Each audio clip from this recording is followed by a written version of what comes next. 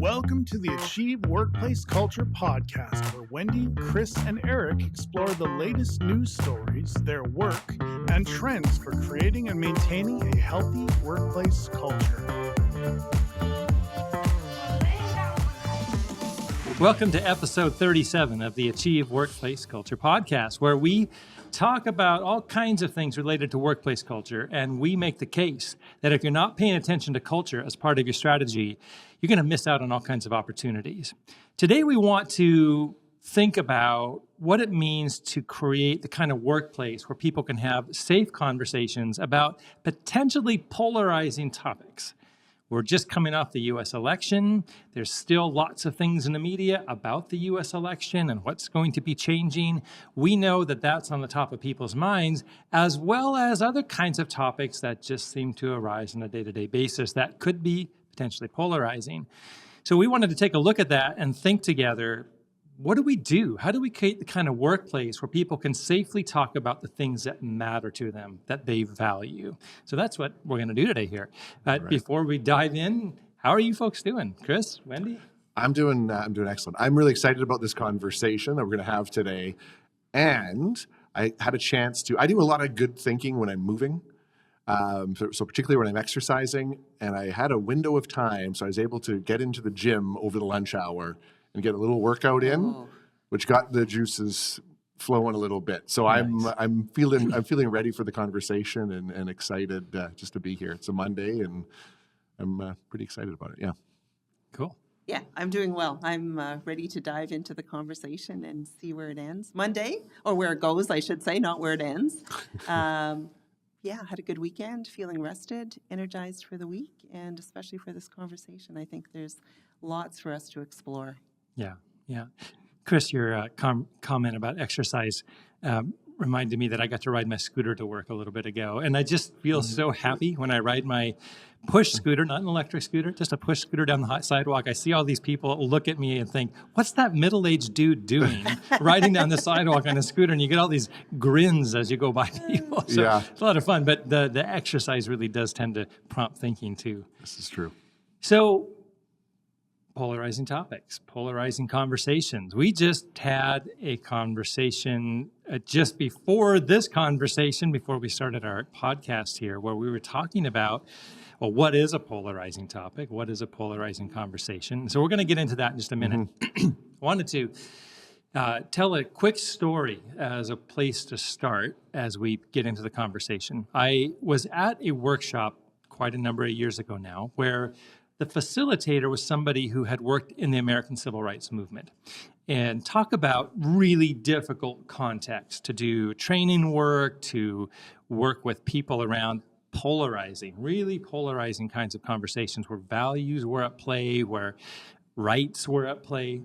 And one of the things that he really impressed upon me, which I've taken away and thought about over the years, is that in order for, in his case, a training session to work, and I think in order for our workplaces to work, we need to build containers that can hold heat. We can't just have a fragile container that as soon as heat gets applied, we start having a difficult conversation that the container shatters. Instead, we need to create safety, and he would say a container that can hold heat. And I think that's an interesting place to start the conversation. When you think about all of the kinds of challenging conversations a person could have at work or wherever, how do you do it in such a way that things just don't blow apart? Yeah, and the fact that we need heat, we need diversity of opinions and ideas. We know what we individually think. What we need to hear is from other people that may challenge that or have a very different perspective. So I think that's, first of all, it's needed for us to be creative, to be innovative, to do better in our work. But I liked what you said about the container, because I think the container piece puts some parameters around, how do we hold those conversations? Yeah, I like that. I agree. And I think I love the container analogy because, Eric, at the beginning of the podcast, you even we talk about all things culture. Well, I'm thinking the strength of that container is, to me, the culture that's at play here, because I'm just thinking about any relationship in my life that I really cherish and value. There's some heat there, Yeah. right? Some of my best friends, we don't agree on all things. It would be so boring if we did. But the container in that relationship, the culture in that situation is strong. So even if things percolate a bit internally, it's not going to fall apart. Now, I also have had relationships that didn't have that strong container, Right. and they broke real quickly. Right. With- you yeah. just, it's not worth it, Yeah, right? So absolutely. why is it worth it to stay together with your friends when you maybe have diametrically opposed ideas or opinions or whatever? What keeps that? What is the thing that builds enough safety or a strong enough container that you stay together? Well, I think there's two things within that. What are the keys to building that safety, and why is it important, say, for example, to maintain that relationship? And I'm just going to really simplify it because it's important to you. And that means a lot of things to different people, but there are relationships. I think I have some, and they don't have to be lifelong. I've got some really strong relationships that are a year old. But I'm thinking I have some relationships that go back 25, 30 years. And those are very important to me. And so as a result, it's important that we actually tend to the container, because if I just think about it on a, what do you think about this and what do I think about that, it would look like we're not going to be friends, but we really are, and they're important to me. And I just want to bring this into the workplace here. If the work that you do is important, then the people that you're doing it with ought to be. And you can do it in either direction. The people you work with are important, therefore the work needs to be.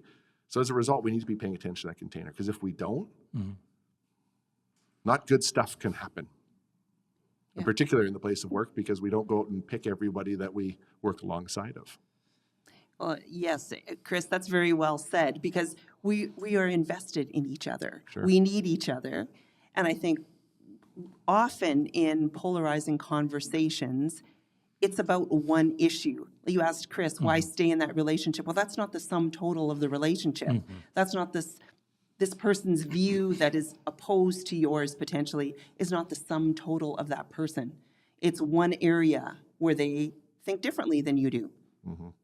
So I've noticed in our own workplace that sometimes people make assumptions that others believe similarly to them about their strongly held views. Sure. Yes. Whether it has to do with a political movement, a war that's happening, A religious background. something that comes out of the Yes. religious background. And election. something will get An an election, and a statement will get put on our COVID. Slack, group chats, Sure. or something will get said in a lunchroom where there's an implicit assumption that everybody would go, yeah, totally, right? But is that okay? Like, is that okay for people to make statements like that? Whether it's I support this or I can't believe anyone would support that because of X. How do we think about that in the workplace? That is a very good question. I'm glad we're having this conversation. I mean, I think, of course, you want people to feel safe in sharing their ideas and where they stand on certain issues. I think the platform that takes place in, we often talk about these conversations around, is it the right time to have the conversation? Is everyone emotionally settled and ready to have the conversation? But I think that's only one part. It also is the place that those conversations are taking, where they're happening. Right, like an informal conversation around a lunchroom table versus a staff meeting. Is that what you mean? Or Yeah, I think because if you're at a staff meeting, and let's say you or myself or Chris, you say something, there's an assumption, like you said, Eric, that everybody aligns with this. And even if it's not an assumption, it's a call to. It's almost got a bit of a, an evangelical, a proselytizing element to it. And that, for me, is not how to have a polarizing conversation. It's about where we share what we think in a safe place, where there is not the assumption that somebody is going to agree with me, and there's potentially space for someone to engage in the conversation or to choose not to engage in the conversation.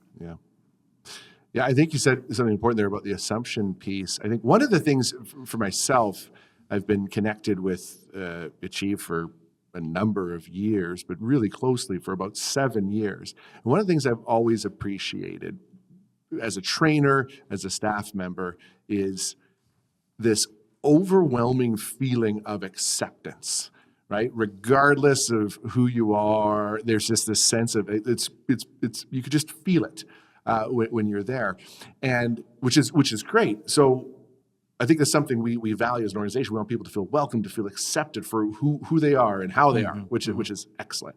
And I think when you made a great point there about we starting to be mindful that we don't make assumptions. There's nothing wrong with someone not having the same opinion as us. Let's just be careful on our assumptions that even if I'm just stating my opinion, that's all I'm doing. Even if I believe it to be true, odds are someone in the space is not going to share that because we're humans. Even if on the surface we look very aligned on this one subject. You know, I joked about the election earlier, but maybe there was an election and we all think we're on the same. But below that, there's a whole bunch of nuance and difference, and that's great. That's a beautiful thing. But if we engage in a way that is judgmental potentially, then we're compromised. But if we actually don't make assumptions and just engage with curiosity, I don't know. It's almost as though we need training as leaders and as staff members in how to put your opinion out there into the world. Because there's a big difference between I can't believe anyone would ever do X and I feel very strongly about X. Those two things are totally 100%. Different. One contains a lot of judgment, and the other just says what I think. Sure. And I think that's different. It's very different. But I also think when you're in a leadership role, even sharing your particular vantage point will have some weight. It will. In terms of how people respond or what they feel comfortable in saying, unless we're very careful in building the kind of container that allows some fire to go on. Yes, I want to go back to the container thing, but before we even go there, I want to go back to something you said. Yes, site people need to be trained as staff members, as leaders. Let's just say maybe as people.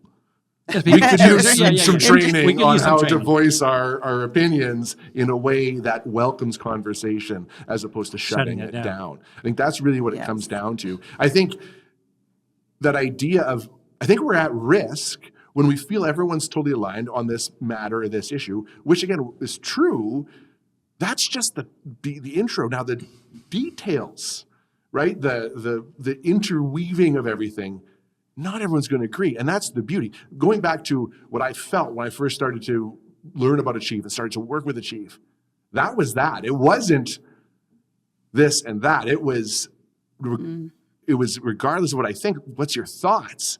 And even if I threw one out there that wasn't, maybe not polarizing, but different, it was received with curiosity. That felt really good, still continues to this day. And I think this is really what we're talking about. And bringing this around to the container, Wendy, you're right. That requires intention. Because if we pay attention to that container and we strengthen it, then it's a little less risky about some of the heat that goes on in there because we have such confidence that the container, those relationships are so strong that even in that moment we go, maybe someone might get a little carried away because they're passionate. We go, okay. I get it, and that's okay. And then we can have a conversation about it, and we move through it. So I think tending to that strength of that container is so important. Yes. And just for the sake of conversation, is there a distinction when we think about polarizing conversations between what we discuss in a very open way that could be considered a private conversation, meaning outside of work, as opposed to work being a public forum? Like you think about human rights. You know, Chris, I remember one client that you and I worked with years ago. There was an individual on staff who was bringing in political pamphlets and was leaving them in the lunchroom and was distributing them to people on staff. Didn't say much, but by virtue of the fact that they were in a leadership role, anyone who was in contradiction to that particular political view was not going to say anything.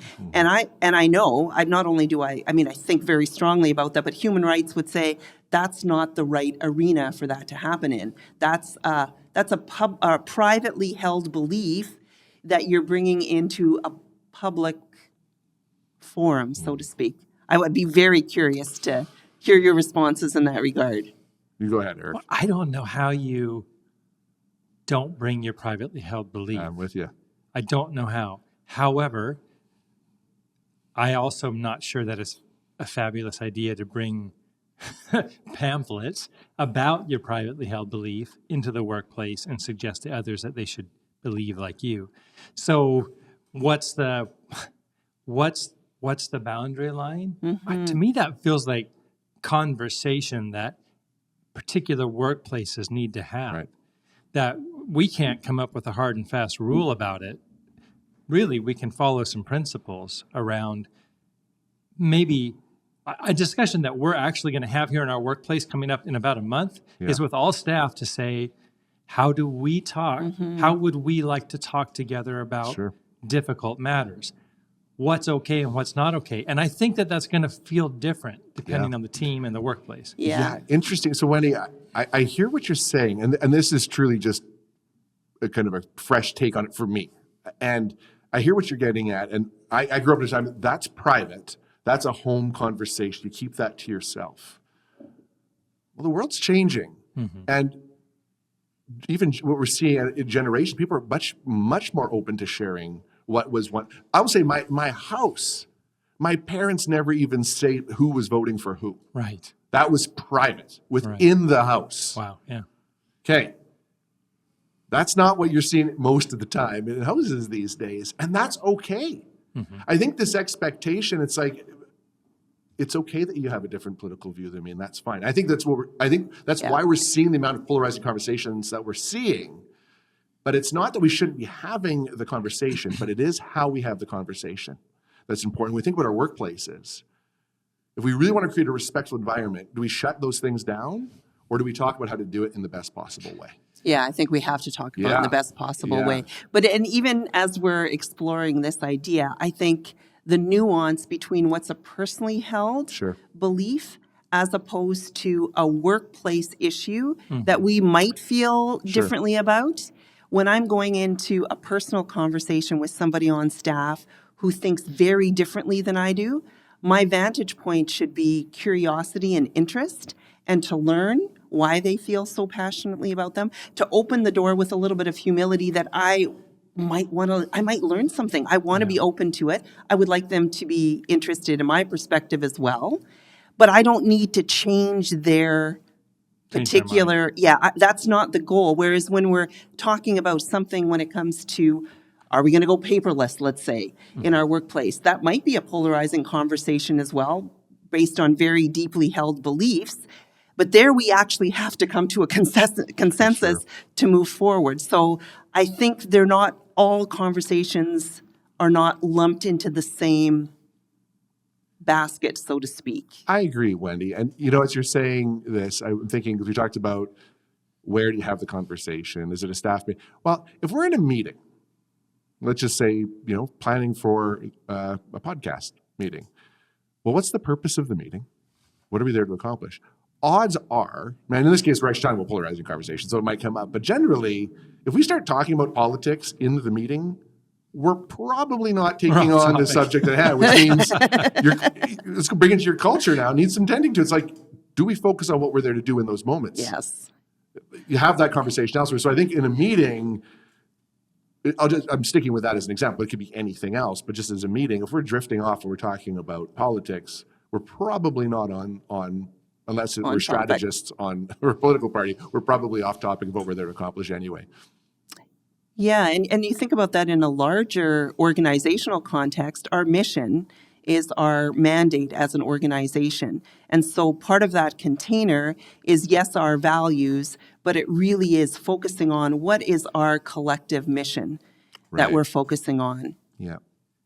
And I think it's okay for organizations to take stances about things that might be controversial if it's core to the mission of Right, that right. organization, Yes. or the agreed upon values, or what the board or the owner or the whatever. If this is the thing they're trying to do with their organization, then the organization can take a position on Sure. something. We teach about very particular things in our workshops. In one of our CTRI workshops, we talk about harm reduction and the value of using a harm reduction approach. That's actually political to some people, and it's controversial to some Sure. people. But we believe in it based on the research we've done. Yes. And so we actually want our staff to align around that. And if they're not comfortable with that, then maybe this isn't the place for them to work. So I do think it's important that we as organizations know what is Right. core to us and what we believe as an organization, what we put out in the world, and create some alignment around that. And we can have healthy discussion internally about that. Right. But we shouldn't go out and say, my organization is an idiot because they're doing this thing, right? Instead, we align around it Sure. because that's what the organization does. So some controversial topics, polarizing topics, we can take stances on. On the other hand, who we should vote for, very rarely. Right. Yes. Yeah. Or what, Yes. I just don't, Sure. And unless you work for a particular religious organization, what you should believe? No, you really shouldn't be talking about that. I'm with you, Eric. I have to say, just, we've been talking about this for a couple of months now, not this podcast specifically, but I have gone kind of all over the map on this. I'm having new thoughts on this daily, and even recognizing my own hang-ups on things. And I think I don't want to create an organization that's just dull and boring, and we can't Vanilla. talk about these things. I do want to create an organization that has conversations in the right way. Yes. And I have had, and through by teaching some of the stuff we teach, I have grown immensely on a personal level. I connect now. I mentioned lifelong friends. I have some lifelong friends that have very different views on social issues in our country.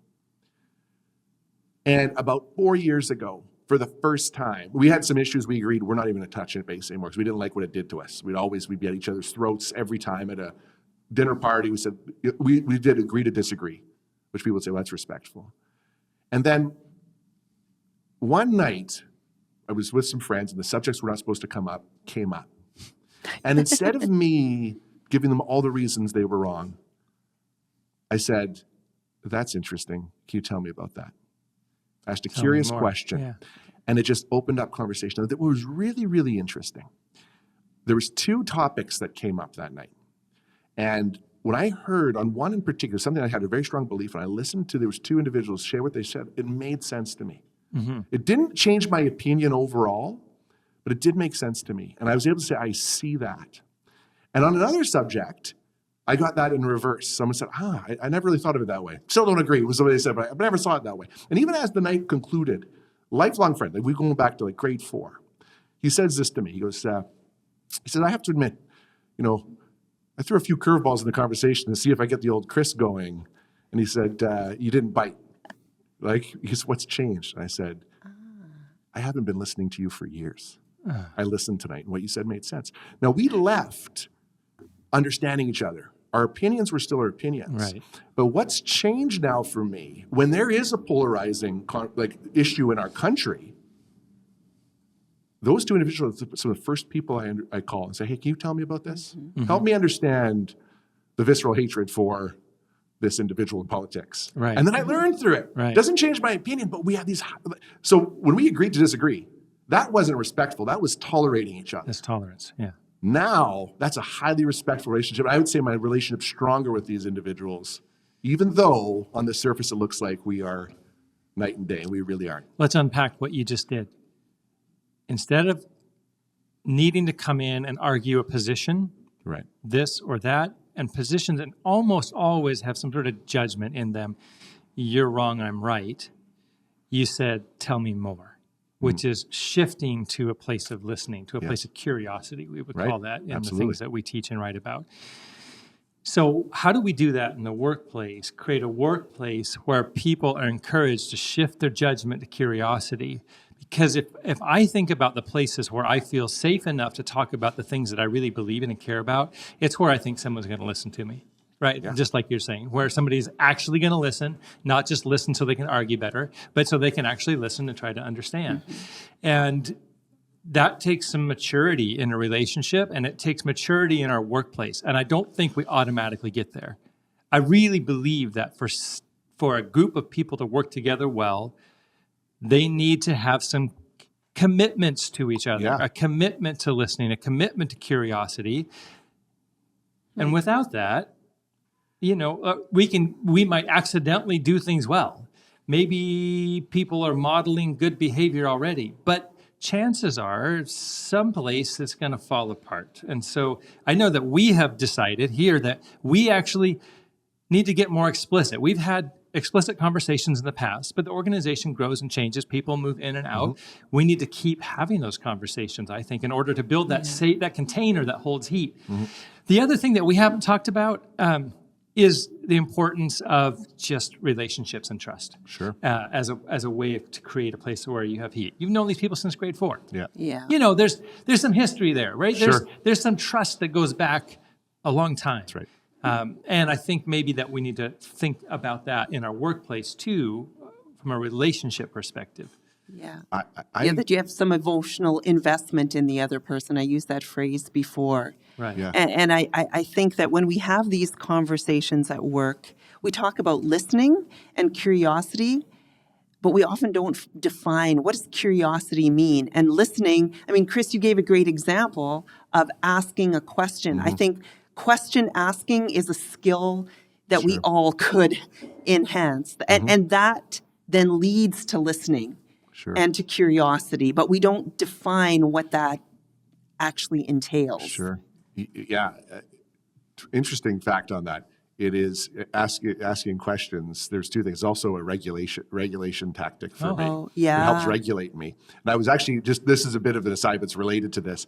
I was out doing some work out in Calgary, and I had dinner with a neuroscientist. It was really interesting. And I was just telling them my journey on how I've lengthened my fuse, so to speak. And he goes, oh, well, tell me about your techniques and what do you do? And I just said, when someone says something that's opposing to me, instead of respond, I just say, that's interesting. Tell me about that. And I said that, and then he said, there's neuroscience that you ask a curious question, it helps you get back into your prefrontal cortex. Nice. So there's actually, it's fire. It's just by doing that, it actually helps regulate you. In your brain, helps you regulate. Yeah, it's good for so many reasons. One of the things I wanted to just highlight, though, because Wendy, I agree with what you're saying, is I think values of your organization are so important here. Because let's play a scenario where we get into a heated conversation.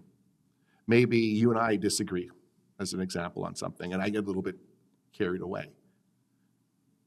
What was the issue in that conversation? Was it that we talked about the differing political view, or is it my reaction in there? So Eric, say you're observing this. And I'm going to pull two values out for us, togetherness and authenticity, right?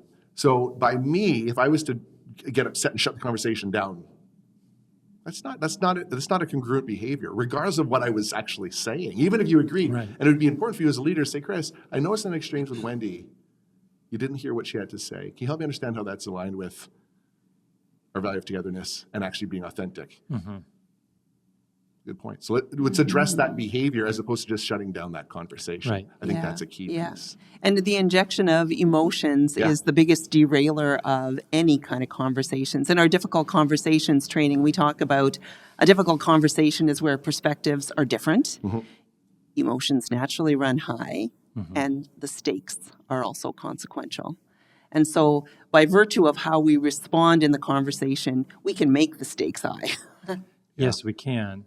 And we can ramp up emotions, or we can acknowledge emotions and allow them to come back down more toward neutral. One of the things we teach in our de-escalating potentially violent situations workshop, and I'm hoping that these polarizing conversations aren't leading to violence in workplaces. Well, they might. But one of the things we teach is that people can't have a rational, good conversation unless they're heard. right? One of the best ways to de-escalate somebody who is very angry, potentially moving toward violence, is to listen. Because as you listen and they feel heard, well, one, you're regulating yourself, as you point out, Chris, but two, you're helping them come to a place of regulation. Oh, this person's listening to me.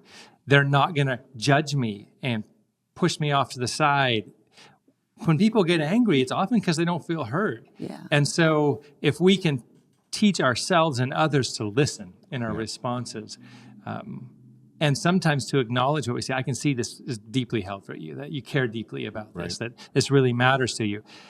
That helps that person go calm right down and move to a place where they can have a discussion.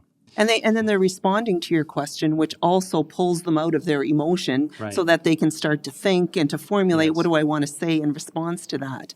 So that's doubly powerful. I want to go back to one thing we kind of skirted around earlier, and then we'll move on to our rants and raves. Earlier, we talked about the impact of leadership in polarizing conversations and what leaders say. And I had this question, as CEO of this company, can I say anything about potentially deeply held, controversial topics without, I don't know the answer specifically, but I think it's tricky for people who are in positions of leadership because power amplifies your voice.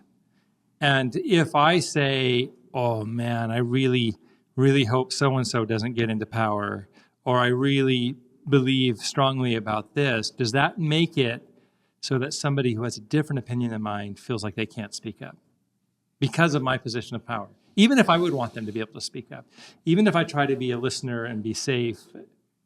I think that's a really good question. I mean, do they have the opportunity to respond to you? Are you asking a question of them to hear their perspective? And also, what is the context in which you're saying that? Is it at a staff meeting? Is it to everyone? Or is it in the lunchroom? To me, the context really does matter. Yeah, I agree. I think context matters. I think it's important that you acknowledge the power aspect there, because that is a reality that sometimes makes people uncomfortable. But again, as CEO or as a leader, I'll just say that any leader that's listening, just by virtue of the position, you are in a position of power. And just because they could respond if they want to. It's like, just because I'm allowing them to respond doesn't mean they will. That's one. That's very true. So I think what this comes down to is the strength of the container. And how safe people feel. So, Eric, is there a power differential for sure between, say, CEO to myself as a direct report? Sure, but we have gone through great efforts organizationally and relationally to create a container where we don't need to agree, and that's okay. And that's only going to, experience needs to happen in order to really make sure people act in that way, right? So we really need to make sure. I'll link this back to values, that as leaders, we're operating in ways that are aligned with our values, which creates an experience for people. And then they're going to believe, oh, this truly is a place where I'm safe to say something. And then they're going to act in that way. So it comes back to, I think, Wendy, you said it before, or Eric, maybe you did. It's those relationships that really need to, Wendy, you said this. We need each other. We can't be successful as an organization without each other. This is not a bunch of individual contributors. It's just not just us, pretty much any organization. You need to acknowledge that and pay attention to those relationships. I do think, though, but that just say but. I should say and we should consider. Eric doesn't have time to meet with and establish the kind of working relationship that he has with you, Chris. True. So sharing an opinion with someone who you meet with very irregularly has a different sort of landing place than it does with Chris, with myself, with Scott sitting here doing the video and the audio for us, because there is that emotional investment and history there. So as organizations, I think, get bigger and there is a little bit of less interaction between different departments and leaders, there needs to be an additional level of care. I'm happy you said that way, because that's important. I think I'd want to get misinterpreted there, because you're right. Power is, that's something for the person in the position of power to understand that and recognize that, and then modify behavior based off that. To your Sure. point, Yeah. Eric might say something to me that might maybe even politically charged. That's okay. That might be very different to someone that there's minimal interaction with. Okay. But that's the leader's responsibility to recognize that. And it gets better. It gets back to the concept of building a safe container with each relationship and within your workplace, within your teams or Right. departments. You know, some of our listeners work for massive organizations. Yeah. People don't even know each other between departments sometimes. Yeah. But how about my team? How about the people I work with most closely? Is there safety within that relationship that it can contain a little bit of heat? And as to summarize, I think what we're saying here, we need people to trust that they will be met with some openness and curiosity rather than judgment. We need to have some commitments on the part of leaders to listen, but on the part of all people to approach with an openness to listening, to ask questions. When somebody says something that is potentially irritating to you because you think really differently, Right. your first response is take a deep breath and say to the other person, can you tell me more? Yeah. I'd love to hear more about that. Yeah. That we can regulate ourselves and move on. Yeah. Well, and I know for myself, when you said that about, someone being irritating, I have this little voice in my head that when I feel that irritation, I tell myself, Wendy, this person doesn't have a personal vendetta. They didn't wake up this morning and pull out their manual about, I'm going to be irritating to Wendy. They just have a different opinion. That's right. That's right. it. That's Yeah. right. So what does that mean for me? It's like you regulate, you Right. ask a question, you be aware of your own escalation. Sure. Right. Yeah, and I think something to add to that just kind of pops as you're saying that, it's obvious when somebody has a very different perspective. We're like, oh, that's a sign I should probably ask a curious question. But we said this earlier, watch those assumptions. Right. We're probably even at more risk with people who are like, oh no, we're totally aligned. Are we? Right. Maybe not. That might even be a time to slow. And actually, we talked about listening. Yeah. You said this. Help me understand what you mean when you say this. And usually you go to the next level. Oh, I didn't quite see it that way. So absolutely, the polarizing piece is one. But even those that are closest to us, Sure. So watch true. those assumptions. Yes, we need to. Right? Yeah. Absolutely. Workplace cultures that are characterized by trust, openness, shifting judgment to curiosity are going to be stronger, and they're going to be able to contain more heat than workplace cultures that are characterized by judgment and shutting people down. Those organizations are likely to create casualties where people either shut up and stop contributing or they leave. And we want people to speak up when they think about things differently, because maybe the election isn't going to have a direct impact on our workplace, but some other things will. Sure. Right? And we need to be able to speak up when we see things differently. And the only way to speak up is if I feel safe to do so. Yeah. And someone might be passionate about something. And again, this is going back to values. If we're together, I could see you're really upset about this. Right.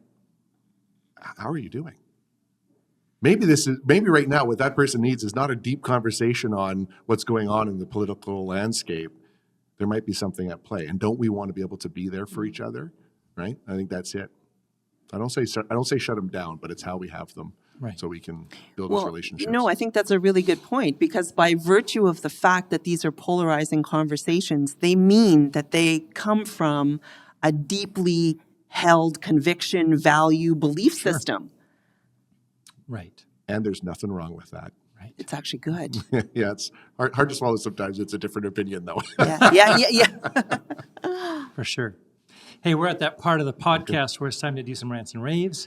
And I think today we have one very specific rant. It's going to be my rant. And I'm going to give some time for us to talk a bit about it, because it's, It's rant worthy. It's I think we all rant-worthy. agree on this one. Yeah. We all feel like ranting about this as a story that we all have heard directly from somebody that we know. So, a mutual acquaintance of the three of us works for a larger organization that has locations, and multiple locations. There's a head office. There are other offices spread around. And somebody from head office came to the location of the mutual acquaintance that we have. Our friend, acquaintance, manages a location. Somebody from head office came And in the context of a meeting, without pre-warning, began to talk about the elimination of a particular shift in that workplace. The people who worked that shift were present in that meeting. After the meeting, when our acquaintance talked to the person who was talking about the elimination of the shift, well, first of all, the people who were affected came up to our acquaintance afterwards and said, "What? Is my job at jeopardy? Right. Am I going to lose my job? What's going to happen?" And the story, as I understand it, was that our friend said, "Look, you're going to have some time. I'm not exactly sure what's going to happen. I want you to know I have your back, and I'm going to find out. I'm going to find out."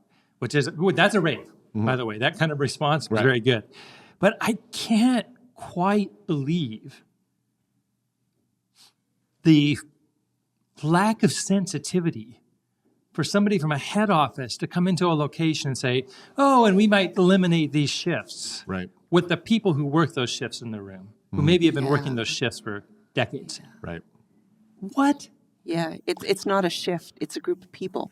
It's people. people that are being Correct. implemented. And when you think about change management, managing the people side of change should always be the first thing that we're paying attention to. Well, what pops to mind when I hear that story is just tone deaf, right, on behalf of the person that came. And we mentioned this before about the idea of power, and just not even just, I guess maybe even links up to our conversation today. Words do matter. They do. And we need to be mindful of that, whether we're stating an opinion or a potential change. And we need to be mindful of the people we're speaking to. And in that moment, I'll even give the benefit of the doubt to that individual. They weren't thinking. They weren't thinking, yeah. But we need to. When you're about to go and speak to a shift of people, what am I saying and how might that be received? And if you're not thinking about that, you are running the risk of being tone deaf. And it's heartbreaking because in a moment, a group of people felt good. It's gone. Gone. Yeah. Yeah. And unnecessarily. Because it sounds like decisions haven't even been made yet. And even if they had been made, wouldn't it be nice to have a one-on-one conversation with that person Yeah, ahead as of time opposed to, and say, "Hey, I'm really sorry. Uh-huh. I know this is going to impact your life. Yeah. We have to get rid of this shift. We're going to do what we can to find another way to employ you." Yeah. These people's lives are going to be thrown into chaos. Yeah. Yeah, and I think whatever change we're initiating, whether it's small, medium-sized, or big, the people who are on the receiving end of that change are always going to be asking, what does this mean for me? That's right. Help me understand this, be able to speak to my perspective. And as a leader, if we're not asking about the real human impact of the changes that we're making, we're at risk of upsetting our culture and creating harm to individuals, Right. but also destroying trust and making it so that people, feel unsafe and not able to focus on the work. Instead, they're focusing on protection. Well, here's the thing. There's the individuals that were affected by that. Let's say they even made a change. They're no longer there. There's the ones that are left behind. I'll just share this because it's related. An organization I worked for a number of years ago went through a pretty significant round of layoffs before I started. And this is how they were executed. One day, people came to work. One people got an envelope. The other got another envelope. Envelope 1, you went to that boardroom. Envelope 2, you went to that boardroom. Envelope 1, everyone's gone. Envelope 2, you're still here. Right? So in that moment, obviously terrible for the people that just lost their jobs in a moment. But the envelope 2 folks that stayed. So I joined about 8 years later. And I remember people were still carrying this with them. And management at the time was like, they got to just get over it. It's like, no, because that was a traumatic experience to see your friends and loved ones in a moment just go. So there's impact on the individuals directly and those that are left behind as well. It's lasting, yeah. Absolutely. It compromises that container that we've been talking about today. Wow, that's really unfortunate. It's a culture-forming story you're talking about, right? Very. And now the Creates people a that legacy. the people that were at the meeting with this manager who flippantly wondered about Yeah. a shift being ended, they're going to have a culture forming story. And that story is going to say, people at head office don't care about us. Right. They're not thoughtful. That's a They leaky don't- container, I Oh, bet. we- That's a leaky container. It's really leaky, and I Yeah. can just see the cynicism in years to come, right? Like, Yeah. did you get envelope 1 or did Yeah. you get it? What's Oh, behind boy. door number 1? It's like a bad game show. Wow. But like you said in there was a rave within that, with that manager's response. That was Manager's that's response was noteworthy. Yes. I'm going to find out what's happening. You're going to have some time. I'll get back to you. Well done on that, Yeah. manager. Hey, it's time for us to wrap up this podcast and move us on out. So, Chris, I'm going to turn it over to you to summarize some of the actionable items for our listeners to take away from today. Polarizing conversations in the workplace. Do we avoid them? I don't know. I think we actually lean in on them, but it's how we go about doing those.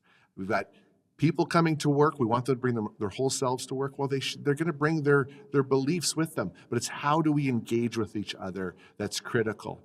I love this analogy of wanting some heat in our workplace. We need it. We need it to advance. We need it to grow. But we also need a container that can contain that heat in a healthy way, and that's our culture. We need a strong container to contain the awesomeness that's in there. And so in order for that container to be strong, the individuals that make up your organization need to feel connected and trust each other so that they can, if things do get a little bit heated, they can get through it and come through stronger and not having those relationships compromised. And ultimately, that starts with approaching these conversations from a place of curiosity and not judgment.